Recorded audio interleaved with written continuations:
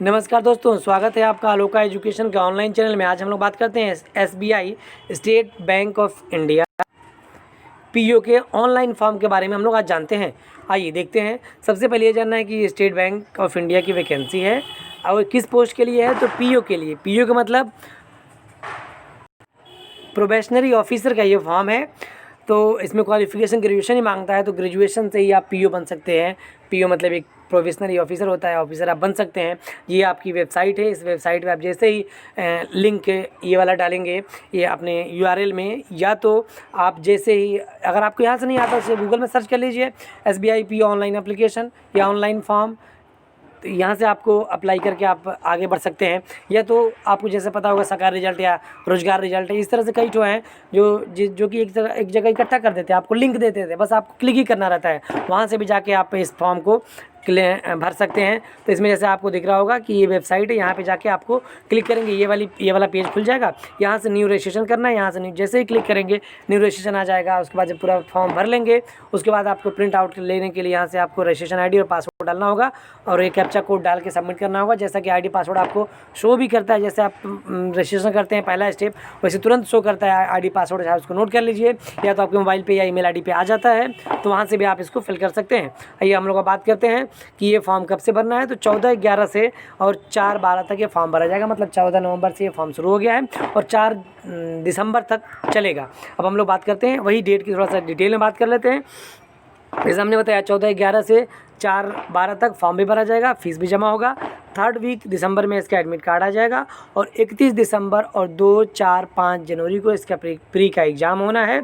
और अब बात करते हैं कि इसका रिजल्ट कब आएगा, तो 3rd वीक में इसका रिजल्ट भी आ जाएगा। सोचिए कितना अच्छा मौका है कि लगभग 2 महीने में आपका प्री का सब कुछ हो जाना है, तो बहुत ही अच्छा मौका है आपके लिए। अब हम लोग बात करते हैं मेंस कब तक आएगा।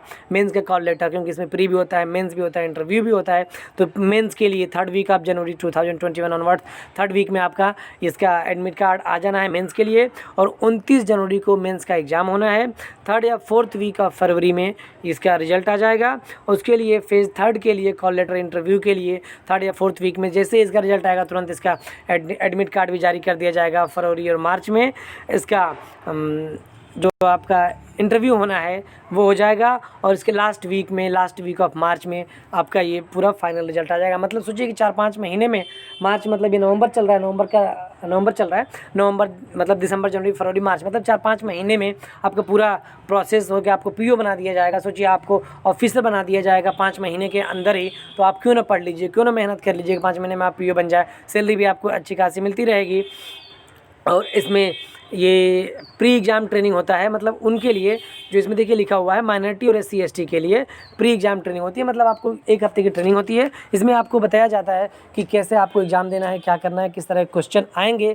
अब ये ना कहिए कौन से क्वेश्चन आएंगे, कौन सी क्वेश्चन नहीं, किस तरह के क्वेश्चन आएंगे, किस तरह से आपको ऑनलाइन टेस्ट देना है, किस तरह से एग्ज़ाम देना है, इसके बारे में बताया जाएगा कि मतलब किस तरह से आप एग्ज़ाम में कर पाएँ, ताकि वहाँ जाके आप ब्लैंक ना रहें, खाली ना रहें, मुझे तो नहीं आ रहा है, मैं कैसे करूँगा, मुझे तो माउस ही नहीं पकड़ने आता। तो इसकी आपकी प्री एग्ज़ाम ट्रेनिंग में पेट का जो कहते हैं हम लोग, वो 3rd से 4th वीक ऑफ दिसंबर में इसका आपके ट्रेनिंग दी जाएगी। तो उसके लिए आप लोग तैयार रहिए। और अब आगे हम लोग बात करते हैं वैकेंसी डिटेल।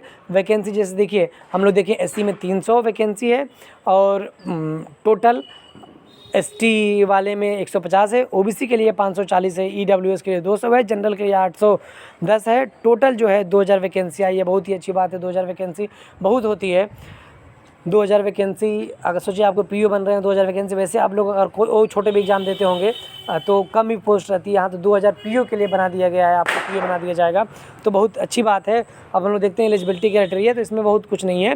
एलिजिबिलिटी क्राइटेरिया बस यही है कि आपको ग्रेजुएशन होना चाहिए, बस ग्रेजुएशन होना चाहिए। लेकिन इसमें एक बात ये भी कहा हुआ है कि अगर आपने कोई कहता है बंदा कि भैया हम अगर उसमें हैं अपीयरिंग में हैं तो क्या होना है, तो इसमें सीधा सीधा लिखा हुआ है कि आपको जो ग्रेजुएशन है वो 31/12 मतलब इस साल के लास्ट तक 31 दिसंबर तक आपके पास क्वालिफिकेशन होना चाहिए, तभी आप एलिजिबल होंगे, नहीं तो आपको बाहर कर दिया जाएगा। बाकी आपको डिटेल क्वालिफिकेशन के लिए, डिटेल पूरे जानकारी के लिए आपको विज्ञापन ज़रूर पढ़ना चाहिए। कोई भी फॉर्म भरने आप जाइए तो भरने से पहले 1 बार नहीं, 2 बार नहीं, कम से कम 3 बार विज्ञापन पढ़े, जिससे कि आपको कोई फॉर्म गलत ना हो, कोई त्रुटि ना हो, या तो अगर आपको इतनी जानकारी नहीं है तो किसी कैफ़े वाले से जाके पूछिए। और क्यों नहीं जानकारी भाई, जब पीओ बनने जा रहे हैं तो आपको क्यों नहीं जानकारी है। आजकल लगभग सबके पास एंड्रॉयड फ़ोन नहीं है, तो घर में किसी के पास है, नहीं है तो दोस्त के पास है, नहीं है तो कैफ़े आप चले जाइए। कैफ़े को जो भी कैफ़े वाले को 2-4-10 रुपये जो भी लेते हैं वो लोग, उनको पैसा दीजिए और उनसे आप इस जो क्वालिफिकेशन वाले पेज है इसका प्रिंट आउट निकलवा लीजिए। तो सीधा आप देख लीजिए, कंप्यूटर पर जाके पढ़ लीजिए, या 1 घंटे के लिए जो भी 20 से 25 रुपये 30 रुपये जो भी लेते हैं कैफ़े वाले, उनको 1 घंटे लेके और कंप्यूटर पे आप देख लीजिए भाई क्या क्या क्वालिफिकेशन मांगा हुआ है, किस तरह से, मतलब कुल मिला के ये कि फॉर्म आप गलत ना हो जाए। अब हम लोग बात करते हैं एज लिमिट की, तो 1/4/2020 को, मतलब 1 अप्रैल 2020 को इसकी एज मांगा गया है। वो कितनी है, वो 21 से 30 साल से अधिक नहीं होना चाहिए। अगर 30 साल से अधिक है तो आप इसके लिए एलिजिबल नहीं है, अप्लाई नहीं कर सकते। वो अलग बात है कि जो लोग की कैटेगरी है उनको तो छूट मिलती है, उसमें कहने की ज़रूरत नहीं है। जिन लोग कैटेगरी होती है उनको कैटेगरी के अनुसार छूट मिलती रहती है। ये है कि पेनल्टी फॉर रॉन्ग आंसर, मतलब इसमें नेगेटिव मार्किंग भी, अगर आप एग्जाम में करके आते हैं गलत तो आपको अंक कट जाएंगे। कितने का अंक कटेंगे, तो 1/4 कटेगा। 1/4 का मतलब अगर सही के लिए 1 नंबर मिल रहा है तो गलत के लिए 0.25 मतलब 1/4 अंक कट जाएंगे। अगर ऐसे हम लोग समझ लें कि अगर एक क्वेश्चन 4 नंबर का है, सही के लिए 4 नंबर मिल रहे हैं, तो गलत के लिए आपको 1/4 मतलब 1 नंबर कट जाएंगे, सही में से आपके कट जाएंगे। नेक्स्ट हम लोग बात करते हैं कि आपको पे कितना मिलेगा, पैसा कितना मिलेगा। तो जो इसका प्रेजेंटली द स्टार्टिंग बेसिक पे 27,620, ये है, इतने रुपए आपको स्टार्टिंग में है और बाकी जो बढ़ता रहता है उस तरह से होता रहता है। अब हम लोग बात करते हैं एप्लीकेशन फ़ीस। तो एप्लीकेशन फ़ीस ओबीसी और जनरल और ईडब्ल्यूएस के लिए 750 रुपये है। बाकी एससी, एसटी और पीएच कैंडिडेट के लिए फ्री है। तो उनके लिए बहुत सुनहरा मौका है एससी, एसटी और पीएच के लिए कि भाई आप लोग जब फ्री में सब कुछ काम हो रहा है तो आप क्यों ना भर दो फॉर्म को, क्यों ना पढ़ लो, आपकी फ़ीस तो नहीं लग रही है। बेचारे जो जनरल और ओबीसी और ईडब्ल्यूएस वाले हैं वो लोग 750 रुपये फ़ीस फार्म का देंगे। और कैफ़े में अगर फॉर्म भरना चाहते हैं तो 50 से 100 रुपये कैफ़े वाले भी फॉर्म भरने का अपना ले लेते हैं। तो उन लोगों का इतना पैसा वेस्ट ही हो रहा है, कहिए कि मतलब नुकसान हो रहा है। तो एससी, एसटी वालों को इसमें फ़ायदा हो रहा है। तो आप लोग फॉर्म भर लीजिए और पढ़ाई बढ़िया से करिए कि 4-5 महीने में आप पीओ बन जाइए। नेक्स्ट हम लोग बात करते हैं प्री एग्जाम ट्रेनिंग, जैसे हमने बता दिया कि पेट का एग्ज़ाम आपका होना है। नेक्स्ट हम लोग बात करते हैं नंबर ऑफ़ चांसेज कि मतलब कितने बार आप दे सकते हैं इसको। तो जो जनरल और ईडब्ल्यूएस के लिए है वो 4 बार देंगे, और जो जनरल के ईडब्ल्यूएस पीडब्ल्यूडी वाले हैं वो 7 बार देंगे, ओबीसी वाले 7 बार देंगे, ओबीसी के पीडब्ल्यूडी वाले भी 7 बार देंगे। एससी, एसटी में कोई रिस्ट्रिक्शन नहीं है। तब क्या बात है भाई, कोई रिस्ट्रिक्शन नहीं है, जितने बार मर्जी उतने बार भरते रहो, जब तक एज ना खत्म हो जाए भरते रहो, फीस तो देनी नहीं है। लेकिन मैं ये नहीं कह रहा हूँ कि आप भरते रहो 5 साल 10 साल ऐसे भरते रहो, ऐसा नहीं। आपको ये सोचना है कि मुझे 1 बार नहीं हुआ, 2 बार नहीं हुआ, तीसरे बार में तो निकाल ही लेना है। और आप मेहनत कर लो, पहली बार में निकल जाए, पहली बार में ही अगर आपको पीए बनने का मौका है, पीओ बनने का मौका है, तो आप क्यों इस मौके को छोड़ रहे हैं। आप मेहनत कर लीजिए, पढ़ाई कर लीजिए, जिससे कि आप जल्दी जल्दी सफल हो जाएं। अब हम लोग बात करते हैं कि फ़ोटो और साइन कैसी होनी चाहिए। तो सिंपल सी बात है कि फ़ोटो आप जब भी खिंचाइए तो मैक्सिमम जगह यही मांगता है कि बैकग्राउंड वाइट होनी चाहिए और फ़ोटो क्लियर होनी चाहिए, बिना गॉगल के होने चाहिए, बिना कैप के होने चाहिए। फ़ोटो सेल्फी वाले नहीं होने चाहिए, फ़ोटो में दोनों कान दिखने चाहिए, और जो साइन होता है वो प्लेन पेपर पर ब्लैंक इंक से होना चाहिए। यही इसका रहता है कि आप इस तरह का आप फ़ोटो और साइन लगाएंगे तो आपका फॉर्म रिजेक्ट नहीं होगा। बाकी हम सबके लिए तो नहीं कह सकते, लेकिन हाँ मैक्सिमम फॉर्म में ऐसे रहता है। और विज्ञापन, जैसे एसएससी अभी क्या कह रहा है कि एसएससी कह रहा है कि भैया फॉर्म पे फ़ोटो खींचने की तारीख भी होनी चाहिए। जो फ़ोटो आप लगाओगे फॉर्म में, तो फ़ोटो किस डेट की खींची गई वो तारीख भी लिखी होनी चाहिए, otherwise your form will be rejected, सीधा उसमें लिखा हुआ है। हमने वीडियो भी इस पर एसएससी वाले का बनाया है, चलिए उस पर हम लोग बात नहीं करना है। कहने का मतलब ये है कि आप विज्ञापन पढ़ लेंगे तो आपको पता चलेगा, नहीं पढ़ेंगे आप जैसे मर्जी वैसे फ़ोटो लगा देंगे, बाद में रिजेक्ट हो जाएगा। फिर आपको भैया मेरा तो एक फॉर्म में रिजेक्ट हो गया, मेरा 1 साल बर्बाद हो गया, नुकसान हो गया, मैं क्या करूँ, मैंने तो बहुत अच्छी तैयारी किया था। तो ये बहुत ही गलत है। अब आइए हम लोग देखते हैं कि आपका जो आईडी प्रूफ है, क्या आप सबमिट कर सकते हैं। जो भी एग्जामिनेशन में आपका होता है तो वहाँ पे आपको एक आईडी प्रूफ लेके जाना होता है। तो आजकल सबसे जो पॉपुलर आईडी है वो क्या है, Aadhaar card, UID, unique identification number. UID number जो है तो आपको यही है, आधार कार्ड नंबर, उसी को आप लोग लेके जाइए, जिसमें कि आपका नाम, date of birth, father name, address सब कुछ सही लिखा हो, वही आईडी आप लेके जाइए। जिसमें कोई भी मिस्टेक हो उसको ना लेके जाइए। और रिक्वेस्ट आपसे यही है कि उसको जाके अगर कोई गलती है किसी भी आईडी में तो जाके उसको आप करेक्शन करा लीजिए। या पैन कार्ड लेके जा सकते हैं, ड्राइविंग लाइसेंस लेके जा सकते हैं। आप इसमें पढ़ लीजिए कि जितने हैं इसमें से कुछ भी आप लेके जा सकते हैं। अगर एडमिट कार्ड में आपका लिखा रहता है, फ़ोटोकॉपी मांग रहा है, फ़ोटोकॉपी भी लेके जाइए, 2 फ़ोटो मांग रहा है, 2 फ़ोटो भी लेके जाइए। देखिए जनरली क्या होता है कि एक ओरिजिनल लेके जाइए अपना आईडी प्रूफ, उसकी एक फ़ोटोकॉपी ले लीजिए और 2 फ़ोटो ले लीजिए, और अगर पेन बेस पे है तो पेन भी ले लीजिए।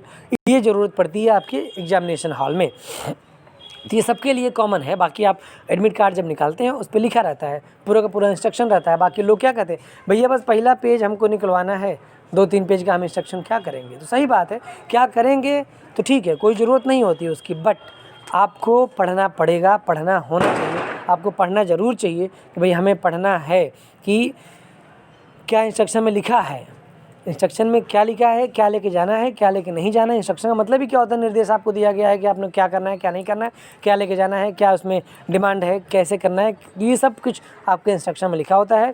तो आप भले ही ना निकलवाइए, क्योंकि आप निकलवाते हैं साइबर कैफ़े से प्रिंट आउट करवाते हैं तो आपके चार्ज एक्स्ट्रा लग जाते हैं। जैसे अभी SSC का जो प्रिंट आउट निकल रहा है वो 4-4 पेज का निकल रहा है, और जो ये बैंक वालों का है तो 2 से 3 पेज का निकल रहा है।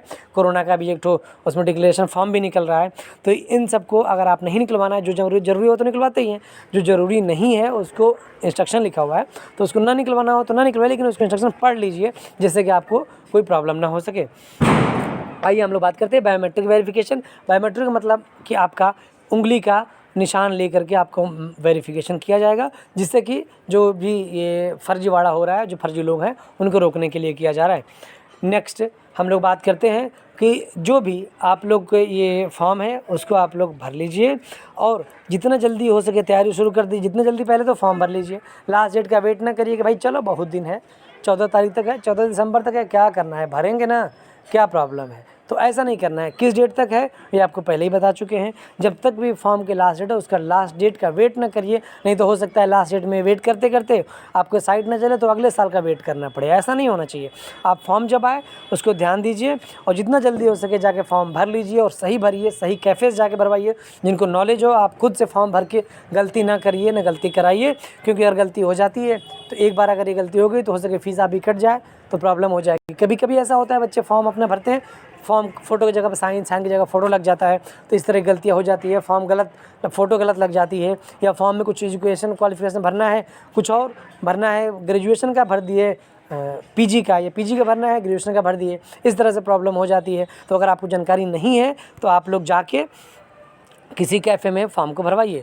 Wish you all the best कि आप सक्सेस हों, और 5 महीने बाद आप जब मार्च का एंड हो जाए, अप्रैल आए, तो आपका चेहरा खिल जाए, क्योंकि आप PO बन चुके रहेंगे अगर मेहनत करेंगे। क्योंकि कहा ही गया है ना कि मेहनत करना ही सफलता प्राप्त करना है। मेहनत करेंगे तभी सफलता को पाएंगे, नहीं पर तो बैठ के बस खा पी के सो रहे हैं और कहेंगे भैया हमको सफलता मिल जाए और हम PO बन जाएं, तो नहीं हो पाएगा ना। मेहनत करना पड़ता है, मेहनत करिए तभी आप सक्सेस को जल्दी से जल्दी पा पाएंगे। मान लीजिए मेहनत नहीं कर रहे हैं, अरे चलो अभी तो एज ही कहाँ हुई है, तो अभी एज नहीं हुई है, और एज जब हो जाती है तो निकलते देर नहीं होती है।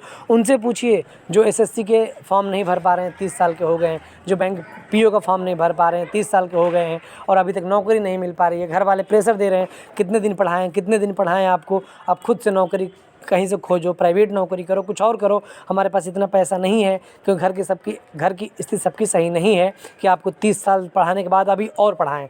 तो सबकी स्थिति ऐसी नहीं होती है। अगर आपके घर की स्थिति ऐसी अच्छी है तो वेल एंड गुड है, बहुत अच्छी बात है कि अगर घर वाले आपको पढ़ा रहे हैं। नहीं तो 30 साल के बाद ऐसा होने लगता है कि अब बच्चे, भाई लोग भी कहते हैं भाई कितना तैयारी करोगे, कितना पढ़ाई लिखाई करोगे, कब से तो पढ़ रहे हो।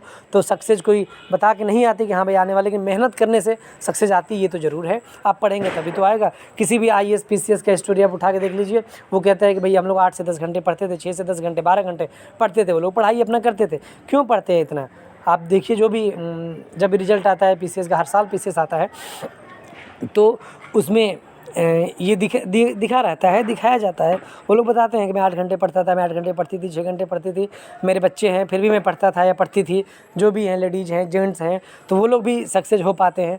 क्यों? क्योंकि वो लोग मेहनत करते हैं, पढ़ाई करते हैं, 8 से 10 घंटे करते हैं पढ़ाई, और कोई बहुत बाकी तामझाम बाहर वाला नहीं रहता है इन लोगों के पास।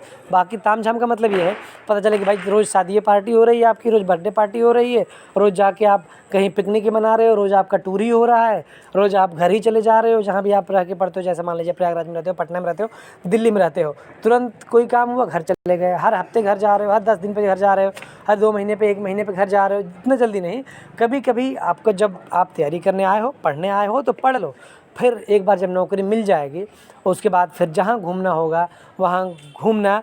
लेकिन ये है कि नौकरी के बाद घूमने का मौका कहाँ मिलता है भाई। नौकरी के बाद तो फिर रोज़ अटेंडेंस लगती है वहाँ पे। लेकिन ये है कि आपकी लाइफ सेट हो जाती है, घूमने को मिले कम मिले कोई बात नहीं। अभी तक अगर हम मान लीजिए हम आप या जो भी है 20-25 साल 30 साल के भी हो गए हैं तो 30 साल तक क्या किया, अभी तक तो घुमा ही। कोई फ्री थे हम लोग, घुमाई करके अपना पढ़ाई लिखाई किए हैं, मौज मस्ती किए हैं। क्योंकि student life is a happy life कहा गया है। क्योंकि स्टूडेंट लाइफ में आपको कोई टेंशन नहीं होती, बस पढ़ना रहता है, एक टेंशन रहती है। और जैसे आप गृहस्थ जीवन में आ जाते हैं, आपकी शादी वादी हो जाती है, अगर नौकरी लगे या ना लगे, जब आप 30 प्लस होने लगते हैं तो घर वाले भी सोचने लगते हैं भैया शादी वादी करना है। तो इसके लिए आप लोगों को पहले सोचना पड़ेगा कि भाई शादी करनी है, कहाँ से हम खिलाए पिलाएंगे, अपनी बीवी को कहाँ से खिलाए पिलाएंगे, अगर बच्चे भी उनको कहाँ से खिलाए पिलाएंगे। तो इसके लिए आपको बहुत सोचना पड़ेगा। और अगर आप अच्छी सैलरी नहीं पाते हैं, अच्छे से बढ़िया से नहीं कमा पाते हैं, तो आपका जीवन बीतेगा। जीवन तो सबका बीतता है, ऐसा नहीं है कि नहीं बीतता है, लेकिन जीवन अच्छे तरह से बिताना और एक नॉर्मली खींच खाच के लिए चलना। तो ये इस तरह से अगर आप कम पढ़ेंगे, कम करेंगे, कम तैयारी करेंगे, एज ओवर हो जाएगी तो आपके लिए प्रॉब्लम हो सकती है। इसलिए आप लोग आज ही से मेहनत करना शुरू कर दीजिए, जिससे कि आपके जितना जल्दी से जल्दी हो सके सक्सेस को आप पा सकें। क्योंकि सक्सेस पा जाते हैं मान लीजिए 30 साल में, कोई बंदा 25 साल में पा जाता है, कोई बंदा 18 साल में, कोई 20 साल में नौकरी पा जाता है। तब बताइए कि भाई कोई वही UPPCL अगर आप फॉर्म भरते हैं ARO के लिए, समीक्षा अधिकारी के लिए, देखिए कोई बंदा ग्रेजुएशन हुआ तुरंत फॉर्म भर दिया, हो गया उसका। भाई ग्रेजुएशन हुआ भर दिया, 22 साल का 20-22 साल 23 साल का बंदा है, उसका हो गया। कोई बंदा 32 साल का भर रहा है, जिसमें एज 40 साल मांगता है, 32 साल का बंदा है वो भर रहा है। भैया 32 साल, ये 22 साल, सोचिए 10 साल का डिफरेंस है। 10 साल उसने क्या किया, तैयारी किया, मेहनत किया या कुछ और किया, क्योंकि उसका सिलेक्शन नहीं हो पाया तभी वो बंदा आज फॉर्म भर रहा है। या तो हो सके कुछ लोग ऐसे भी करते हैं कि अभी पहले छोटे पोस्ट पे हो जाते हैं, बड़ी पोस्ट लेने के लिए फॉर्म भरते रहते हैं, तो वो एक्सेप्शन केस है। लेकिन हाँ 10 साल वहाँ तो सब बराबर हो जाएंगे, सब समीक्षा अधिकारी वाले ही फॉर्म भरेंगे, वही लोग रहेंगे। भाई जो पेपर आप दे रहे हो वो हम दे रहे हैं, चाहे आप 30 साल के हो, 32 साल के हो, या मैं 22 साल का 20 साल का हूँ। तो ये पूरा है जो हमने बताया SBI के लिए, और बाकी आपके लाइफ के लिए, सबके लिए ये ज़रूरी है। Thank you for watching our YouTube channel Aloka education.